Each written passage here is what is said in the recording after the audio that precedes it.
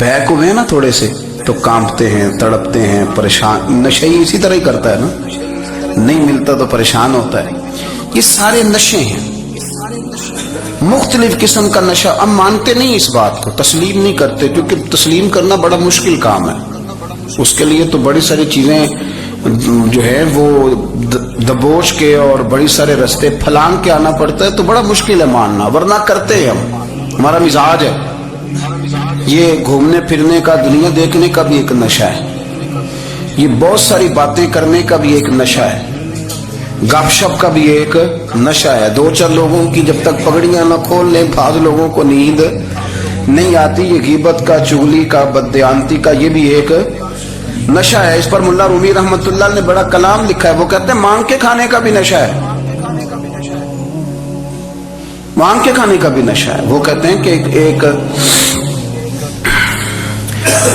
भीख मांगने वाली खातून थी, तो बादशाह के पास भीख मांगने आई, तो बादशाह को पसंद आ गई, उसने शादी कर ली। अब उसको आदत थी भीख मांग के खाने की, तो वो कनीजों से कहा करती थी कि फटाफट ना रोटी लेके आया करो, मैं 2-3 दफा मांगू तो फिर लाया करो।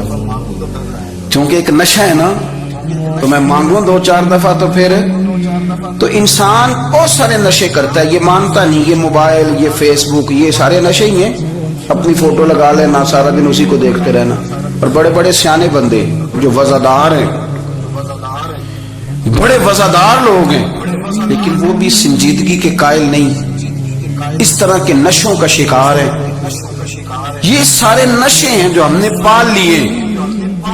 हमारे सूफिया, हमारे बुजुर्ग फरमाते हैं कि तुम इस तरह करो, अगर सारे नशों से बचना चाहते हो तो सजदे का नशा शुरू करो, सजदे का नशा शुरू करो।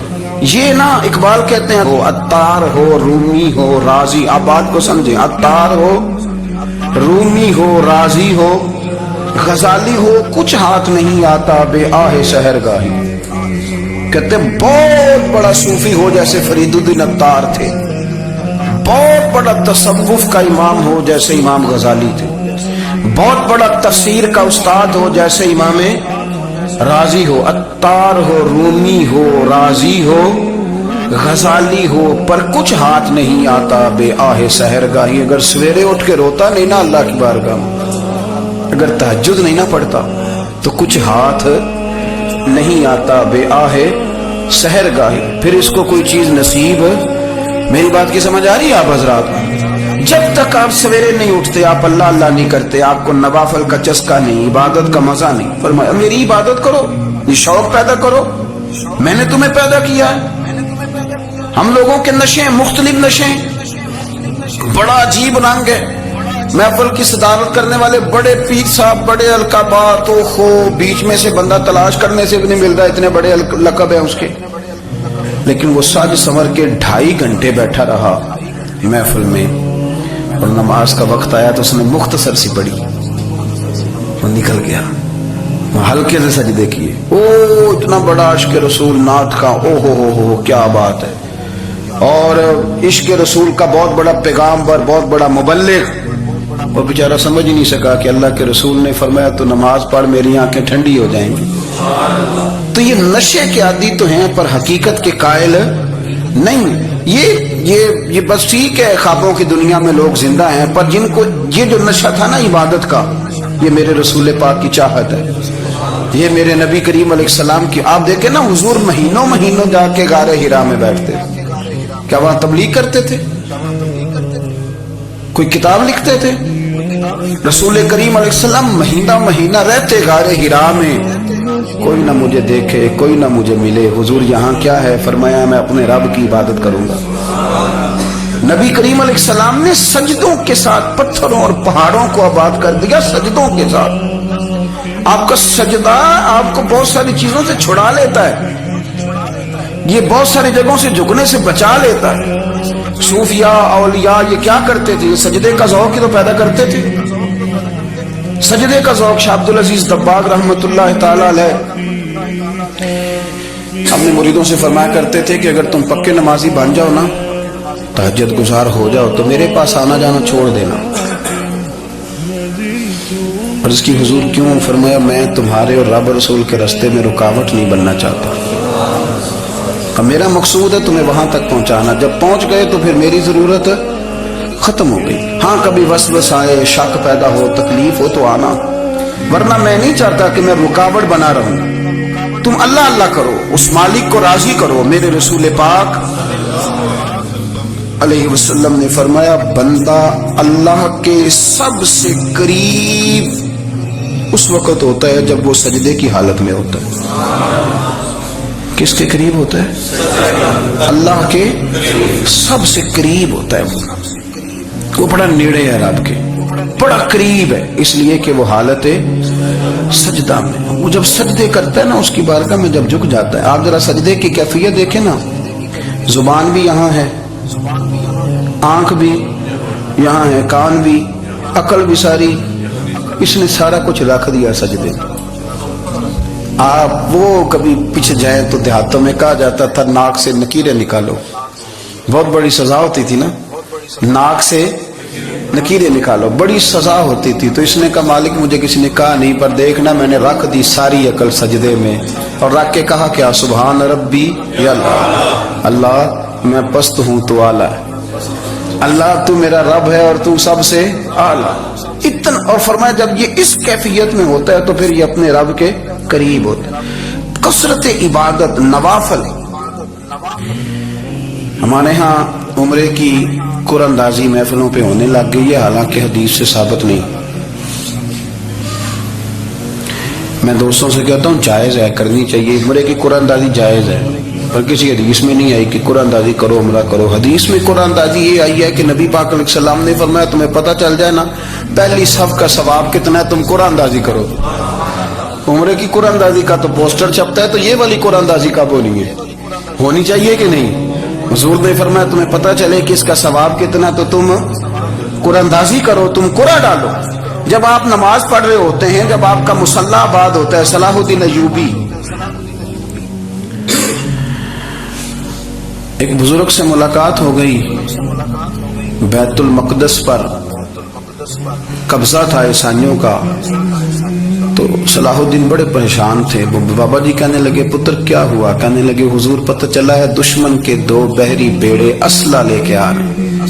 مسلمان پہلے ہی کمزور ہیں, اور اب اگر 2 بحری بیڑے اور آ گئے تو حضور مسئلہ بن جائے گا.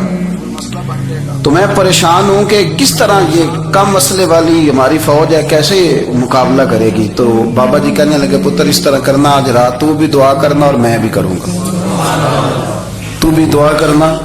آپ ناراض نہ ہونا, ہم تو پیروں والے ہیں, ہم تو پیروں کے نوکر غلام ہیں, ہمارا تو گزارا ہی نہیں, ہمیں تو ملتا ہے سارا کچھ وہاں سے. پھر میرا سوال یہ ہے کہ تعویذ لینے جاتے ہو, نفل کیوں نہیں پڑھتے, رات اللہ اللہ کیوں نہیں کرتے؟ یہ بھی تو ہمارے بزرگوں کا ہی طریقہ ہے, انہوں نے تو ہمیں سکھایا ہے. صلاح الدین ایوبی سے بزرگوں نے کہا کہ رات آج نا اللہ اللہ کرنا, تو میں تیرے لیے دعا کروں گا, تو بھی دعا کرنا. تو بندہ جب دکھی ہوتا ہے تو سجدہ کرتا ہے, تو پھر ہی تو مصلی بھیگ جاتا ہے, پھر ہی تو مزہ آتا ہے. سکھی بندہ تو کعبے جا کے نہیں روتا. دکھی تھے, تکلیف تھی, تو سر رکھا سجدے میں تو تڑپ گئے. اور وہ بابا جی کہتے ہیں میں مسجد آیا تو صلاح الدین چیخیں مار کے رو رہا تھا, اور کہہ رہا تھا مالک میں کوئی اپنی شان کے لیے تو نہیں نہ لڑ رہا, اللہ کو میں کوئی قبضوں کے لیے تو نہیں لڑ رہا, مالک تیرے لیے لڑ رہا ہوں, مجھے بے آبرو نہ کرنا, میری مدد فرمانا. کہتے ہیں میں آیا تھا کہ مسجد میں دعا کروں گا, پر صلاح الدین ایوبی کو روتے دیکھا تو میں لوٹ گیا. تو سویرے صلاح الدین ملے تو بڑے خوش تھے. میں نے کہا پتر کیا ہوا؟ کہنے لگے حضور وہ بحری بیڑے 2 آ رہے تھے نا اسلحہ لے کے, دونوں ڈوب گئے پانی میں ڈوب گئے. تو بابا جی کہنے لگے صلاح الدین وہ پانی میں نہیں ڈوبے, وہ تیرے آنسوؤں میں ڈوب گئے, وہ غرق ہو گئے. وہ جو تو نے مصلی بات کیا تو وہ تیرے آنسوؤں میں ڈوب گئے, وہ غرق ہو گئے, وہ تباہ اتنے قیمتی تھے, تیرے آنسو کے بہا لے گئے دشمن کے بحری بیڑوں کو. میرے بھائی ٹھیک ہو گیا جی, میرے عزیز سمجھ لیں اس بات کو ہمیشہ کے لیے, اور اس پر غور کر لیں اچھے طریقے سے کہ میرے رسول کریم سید عالم صلی اللہ علیہ وسلم نے نا ہماری توجہ دلائی, حضور نے ہمیں بتلایا, ہمارا ذوق بڑھایا عبادت کی طرف. ایک صحابی تھے حضرت ابو فاطمہ رضی اللہ تعالیٰ عنہ, یہ ترمذی شریف کی حدیث ہے. نبی پاک علیہ السلام نے فرمایا ابو فاطمہ قیامت کے دن مجھ سے جلدی ملنا چاہتے ہو کہ دیر کے ساتھ؟ تو کہنے لگے حضور کون ہوگا جو دیر سے ملنا چاہے گا؟ ہم نے تو جان دے دی وعدہ دیدار پر. اعلیٰ حضرت فرماتے ہیں جان دے دی وعدہ اور نقد اپنا دام ہو ہی جائے گا. مجھے لگتا ہے کہ یہ سودا نقد و نقد ہو جانا ہے، چونکہ ہم نے جان دے دی وعدہ دیدار پر. آپ نے وعدہ کیا تھا کہ مریں گے تو پھر زیارت ہوگی، تو مر گئے ہم زیارت کی خاطر. جان دے دی وعدہ دیدار پر تو نقد اپنا دام ہو ہی جائے گا. اے رضا ہر کام کا ایک وقت ہے، دل کو بھی آرام ہو ہی جائے گا. تو حضرت ابو فاطمہ رضی اللہ تعالیٰ عنہ سے نبی پاک صلی اللہ علیہ وسلم نے فرمایا جلدی ملنا چاہتے ہو کہ دیر سے؟ عرض کی حضور فٹافٹ ملنا ہے، میں نے قیامت کے دن آپ سے جلدی ملنا ہے. تو نبی پاک علیہ السلام نے فرمایا پھر اس طرح کرنا، دنیا میں رہ کے سجدے زیادہ کرنا، پھر سجدے زیادہ کرنا، قیامت میں ملاقات جلدی ہو جائے، قرب ملے گا تمہیں. اپنے بچوں کے اندر دیکھیں نا، ہم شوق پیدا کرتے ہیں، ہمیں صحیح لفظ نہیں بولنے آتے ہیں پر ہم بچوں میں شوق پیدا کرتے ہیں کہ پتر ڈاکٹر بن جائے گا تو بڑا نفع کرے گا، تو لوگوں کی خدمت کرے گا، ملک و ملت کی خدمت کرے گا، تیرے ابا کا نام روشن ہوگا، تیرے دادا کی تعریفیں ہوگی. ہم یہ ذوق پیدا کرتے ہیں. ہم اپنے نوجوانوں کے اندر یہ فکر پیدا کرتے ہیں، انہیں ہم سمجھاتے ہیں کہ میاں جب تم پڑھو گے، محنت کرو گے تو فلاں آدمی کی طرح تمہارا نام ہوگا. یہ جتنا ذوق ہم بچوں کے اندر ان چیزوں کا پیدا کرتے، ہمیں حکم ہے کسی طرح ہم ذوق پیدا کریں کہ پتر نماز پڑھے گا تو اللہ راضی ہو جائے گا، تو سجدہ کرے گا. دیکھیں نا میرے رسول کریم علیہ السلام نے فرمایا 7 سال کے بچے کو مسجد لے کے جاؤ، یعنی اسے شوق دلاؤ، اس کے اندر یہ خاصیت پیدا کرو کہ اس کا دل کرے مسجد میں جانے کا، اس کے اندر یہ خصوصیات لاؤ کہ وہ ہمارے ہاں نا ہر چیز کو پروموٹ کیا جا رہا ہے، ہر چیز کو یعنی سر سنگیت سکھانے کے لیے اکیڈمیاں بن گئی ہیں، ہر شے پروموٹ ہو رہی ہے. عبادت کا جذبہ کم ہوتا جا رہا ہے، اللہ کا ذوق ہمارے اندر نہیں رہا. اور اتنا مشکل ہم نے اپنے لیے بنا لیا ہے کہ وہ بندہ جو بڑی زبردست مذہبی گفتگو کر رہا تھا اور تگڑی بات کر رہا تھا، کیا بات ہے، لیکن نماز کے بارے میں کمزوری دکھا جاتا ہے، نوافل کے بارے میں وہ چپکے سے نکل جاتا ہے. امام احمد بن حنبل رحمۃ اللہ تعالی علیہ، مسند امام احمد بن حنبل 14 جلدوں میں ہے مارکیٹ میں، اور مجھے تو خیر پسند ہی پڑی ہے، میں نے کئی دفعہ پڑھی ہے. اور کیا بات ہے امام احمد بن حنبل کی، کیسے تگڑے قسم کے محدث تھے اور اللہ نے کتنا انہیں اعزاز عطا فرمایا ہوا. یہ کوڑے بھی کھاتے تھے دین کی خاطر، سارا کرتا لہو سے بھر بھی جایا کرتا تھا، بڑا اعزاز والا شخص تھے، بڑے اعزاز والے. حدیثیں جمع کرنا، حدیثیں لکھنا، حدیث پڑھانا، سارا دن رہتے تھے. کہہ سکتے تھے کہ میں کر تو رہا ہوں کام، اور حدیث بھی موجود ہے کہ عالم عابد سے افضل ہوتا ہے، پر اس کے باوجود امام احمد بن حنبل رحمۃ اللہ علیہ 300 نفل فرض نمازوں کے علاوہ پڑھا کرتے تھے، 300 نوافل روز پڑھا کرتے تھے. ان کے بیٹے نے کہا ابا جی مکان خریدنا ہے تو جگہ کہاں کر کے لوں، بہت ساری آبادیاں. تو فرمایا پتر وہاں لینا جہاں مسجد قریب ہو. میرے رسول کریم سید عالم صلی اللہ علیہ وسلم اتنا پسند کرتے مسجد کو، اتنا پسند کرتے نماز کو کہ رسول کریم صلی اللہ علیہ وسلم تہجد کی نماز بھی پڑھتے، پھر حضور فجر کی نماز بھی پڑھتے. نبی پاک وتر کو الگ کر کے پڑھتے، عشاء کے ساتھ نہیں پڑھتے. یہ تو ہم اس لیے اجازت دی ہمارے بزرگوں نے کہ بعد میں اٹھے گا کون علیحدہ وتر پڑھنے کے لیے، عشاء کے ساتھ پڑھ لیں. وتر پڑھتے، تہجد پڑھتے، فجر پڑھتے، اشراق پڑھتے، چاش پڑھتے، پھر مغرب کی نماز کے بعد 6 رکعت اوابین پڑھتے، پھر رات کو صلاۃ اللیل پڑھتے. سیدہ عائشہ صدیقہ کہتی ہیں زمانہ سو جاتا اور میرے رسول مصلی بچھا کے کھڑے ہو جاتے. او یار کھیتی باڑی کر کے نہیں، محنت مزدوری کر کے نہیں. جناب عائشہ کہتی ہیں میں یہ بھی دیکھتی کہ حضور ایک آیت شروع کرتے تو ساری رات اسی کو پڑھتے، اور میری نظر جاتی تو قدم مبارک پہ ورم آ جاتا. یار نماز پڑھ کے اتنی مشقت کر کے، اتنی جد و جہد کر کے ورم آ گیا. یا رسول اللہ اتنی محنت کیوں کرتے ہو؟ فرمایا فلا اکون عبدا شکورا، کیا میں اپنے رب کا شکر گزار بندہ نہ بنوں؟ صحابہ کا ذوق عبادتوں کا، ریاضتوں کا، تلاوتوں کا، طبیعت ہے ان کی. وہ ایک دوسرے کو، حضرت مولا علی شیر خدا کرم اللہ تعالیٰ وجہ الکریم کے زمانے میں روم کے بادشاہ نے کہا یار یہ مسلمانوں کا پتہ تو کرو، یہ آخر کیوں اتنے زیادہ مجاہد ہیں؟ اس زمانے میں جاسوس بھیجنے کا مزاج تھا، اب تو جاسوس پکڑا جاتا ہے، اب تو جاسوس ہے، اور جاسوسی کا شوق ویسے آج بھی ہے۔ عرض کروں تھوڑی سی بات اس عنوان سے، پتہ کیا ہمارا مسئلہ ہے؟ ہم جہاں جاتے ہیں نا وہاں تھوڑی خوشبو سونگنے کی کوشش کرتے ہیں، وہ کیا ہے تو یہ کیا ہے تو ادھر کیا ہے تو تھوڑا سا ادھر کیا ہے۔ میرے رسول پاک پڑھیے درود شریف، سارے پڑھیے ذرا زور سے، صلی اللہ تعالی۔ نبی پاک علیہ السلام نے فرمایا جاسوسی نہ کرنا ورنہ تم بندوں کو خراب کر دو، اور فرمایا اس طرح نہ ہو کہ تم کسی کے آپ کھول نہ نکلو تو تمہارے پہلے کھول جائیں۔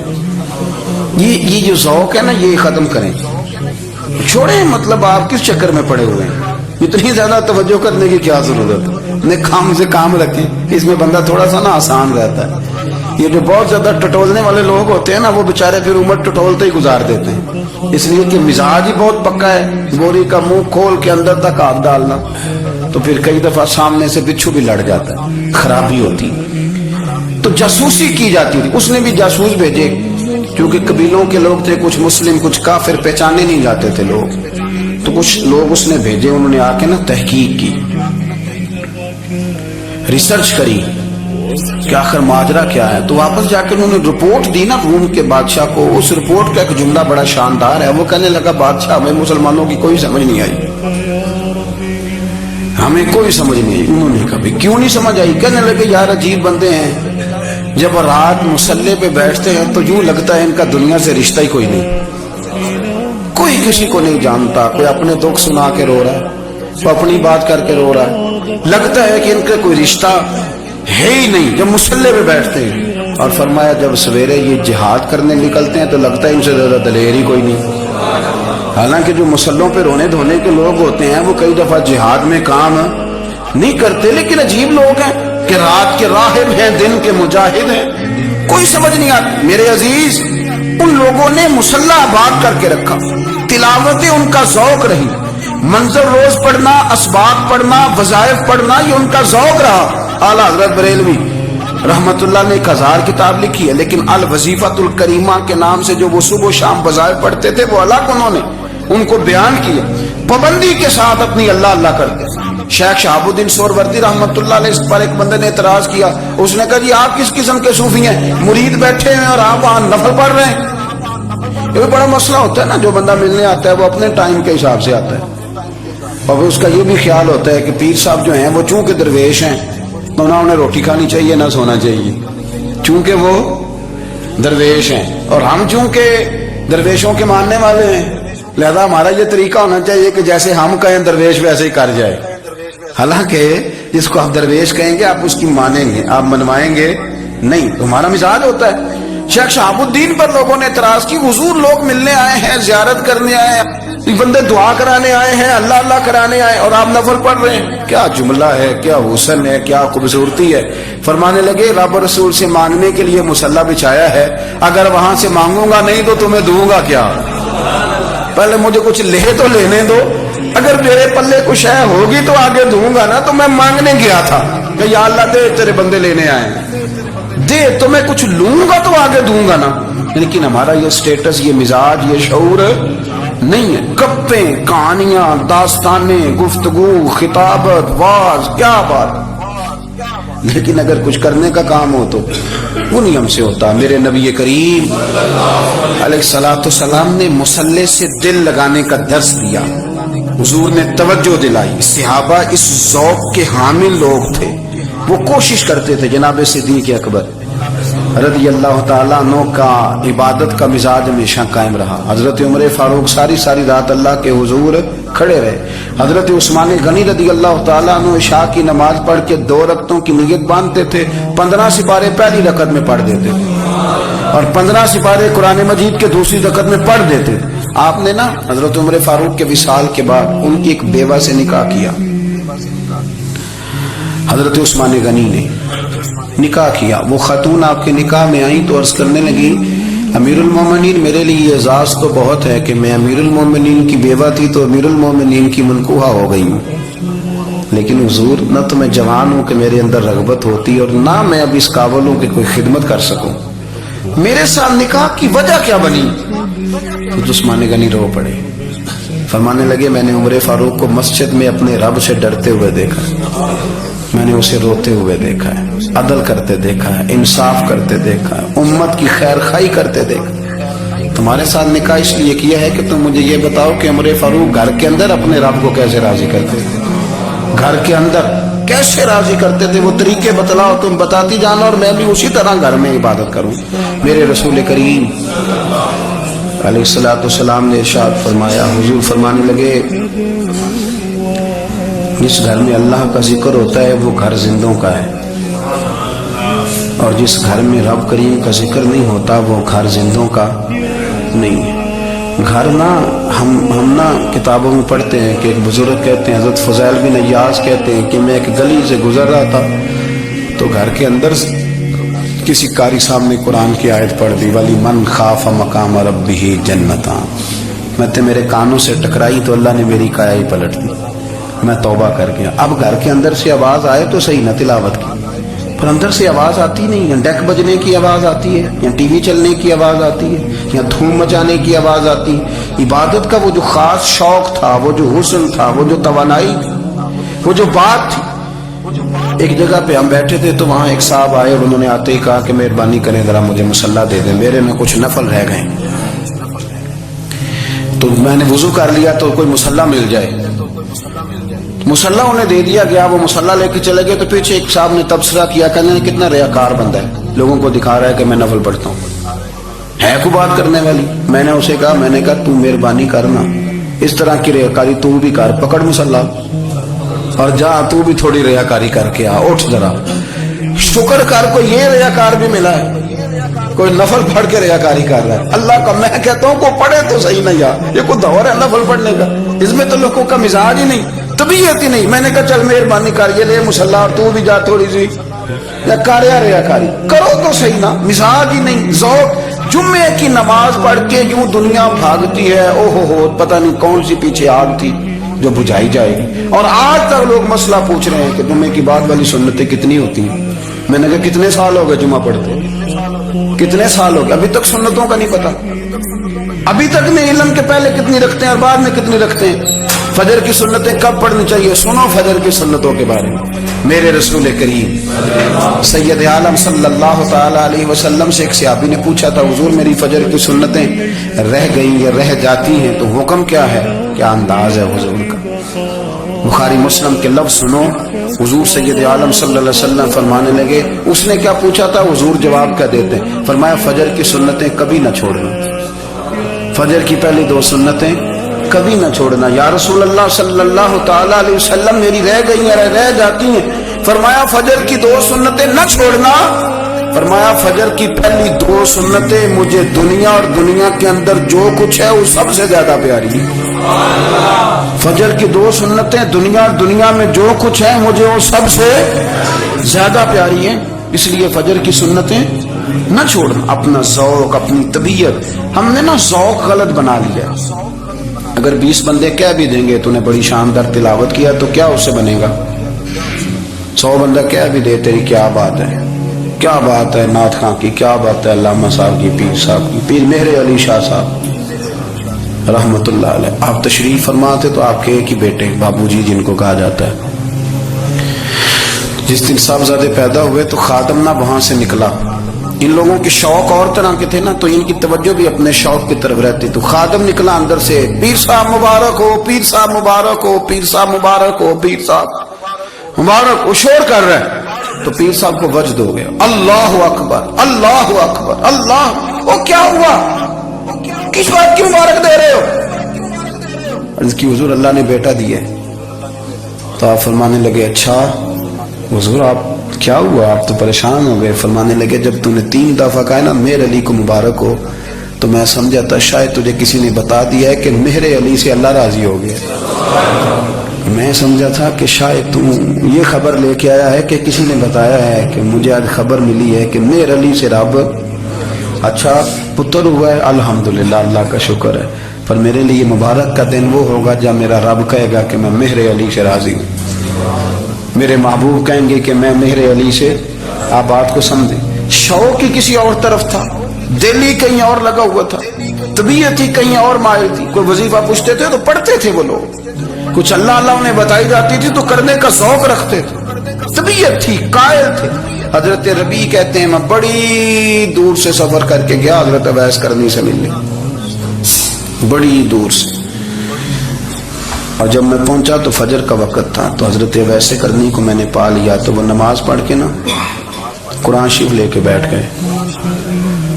فرماتے ہیں اشراق چاشت کا وقت ہوا تو نفلوں کی نیت باندھ لی۔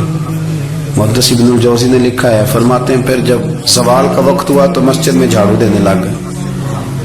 زور کی نماز پڑھ کے تو عصر کی تیاری تک وہ مسجد میں بیٹھے رہے، اور میرے نبی پاک علیہ السلام نے فرمایا جو نماز کے انتظار میں بیٹھا ہو وہ نماز ہی میں ہے، وہ نماز ہی میں ہے۔ فرمایا میری دنیا، میری امت کی جو رہبانیت ہے نا وہ اتنی ہے کہ نماز کا انتظار کرے، اذان کے بعد نماز کا یہ راہب ہے، یہ اس وقت چھوڑ کے بیٹھے ہیں سارا کچھ۔ فرماتے ہیں عصر تک انہوں نے اللہ اللہ کی، پھر مغرب تک کی، عشاء کی نماز ہوئی تو نماز پڑھی تو وہ تھک گئے۔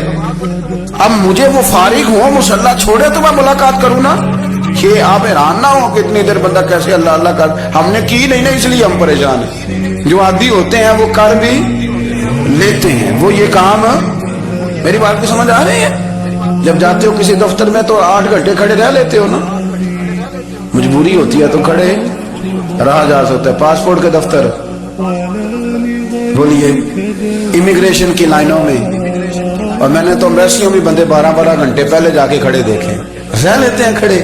تو اگر ان کاموں کے لیے رہا جاتا ہے تو اللہ رسول کے لیے بھی کھڑے رہا جا سکتا ہے۔ تو فرمانے لگے کہ جب عشاء کی نماز کے بعد آخر انسان تھے، تھک گئے، نیند کا غلبہ ہوا تو تھوڑی ایسے آنکھ بند ہوئی تو کھلی تو رونے لگے۔ حضرت ویسے کرنی رو کے کہنے لگے مالک مجھے غافل تو نہ کر، ابھی میں نے کیا بھی کچھ نہیں، دن ختم ہو گیا، کوئی نفل نہیں، کوئی اللہ اللہ نہیں، اللہ مجھے غافل نہ کر، میری مدد فرما۔ فرماتے ہیں جب وہ روئے تو میرے ساتھ جو شخص تھا میں نے کہا اٹھو چلیں، کہنے لگا حضور ملنا نہیں، فرمایا جو میں لینے آیا تھا وہ مجھے مل گیا، جو میں ان سے سیکھنے آیا تھا وہ مجھے نصیب ہو گیا، اب اور میں نے کیا لینا، ختم ہو گئی بات، اٹھو چلیں۔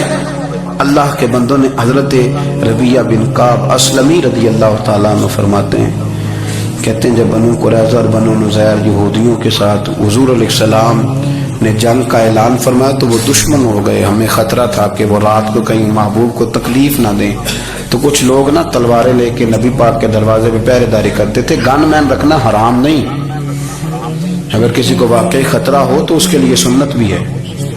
حضرت علی المرتضیٰ تلوار لے کے حضور کے گھر کا پہرا دیتے تھے۔ حضرت ربیعہ بن کعب اسلمی رضی اللہ تعالیٰ عنہ فرماتے ہیں کہ رات میری ڈیوٹی تھی کہ میں حضور کے گھر کا پہرا دوں گا، تو فرماتے ہیں میں باہر سن رہا تھا، ساری رات ہی میرے نبی پاک نے اللہ کی تسبیح پڑھی، ساری رات، کبھی تسبیح، کبھی تحلیل، کبھی تحمید، کبھی تکبیر، ساری رات۔ فرماتے ہیں ساری رات حضور پڑھتے رہے اور ساری رات ہی میں سنتا رہا، مجھے اونگ آ گئی، میری آنکھ لگ گئی، حضور ابھی پڑھ رہے، میں تھک کے سو گیا، اور فرماتے ہیں جب میری آنکھ دوبارہ سے کھلی تو میرے کانوں میں پھر کوئی چیز گونجی تو میں نے کان لگایا تو میرے حبیب ابھی بھی اللہ کو یاد کر رہے۔ ساری رات حضور رب کی عبادت کرتے، اسی لیے تو کہا یا ایھا المزمل قم اللیل الا قلیلا، حبیب ساری رات تو نہ جاگا تھا، تھوڑا آرام بھی کر لیے گا۔ میرے بھائی اپنا مصلح، اپنی عبادات، اپنے وظائف، اللہ اللہ جو آپ نے کسی سے سیکھی ہے اس کو کبھی کمزور نہ ہونے دیں۔ شجرہ شریف جو کسی بزرگ سے آپ لے لیتے ہیں تو کیا رسم ہے کوئی؟ اس پہ کچھ لکھا ہوتا ہے، وہ پڑھنے کے لیے دیا جاتا ہے، اس پہ لکھا ہوتا ہے کہ یہ اللہ اللہ آپ نے کرنی ہے۔ ساری زندگی کسی اسکول میں داخل ہو گئے اور وہاں جا کے آپ نصاب ہی نہ پڑھیں، کتاب ہی نہ کھولیں تو پاس ہو جائیں گے؟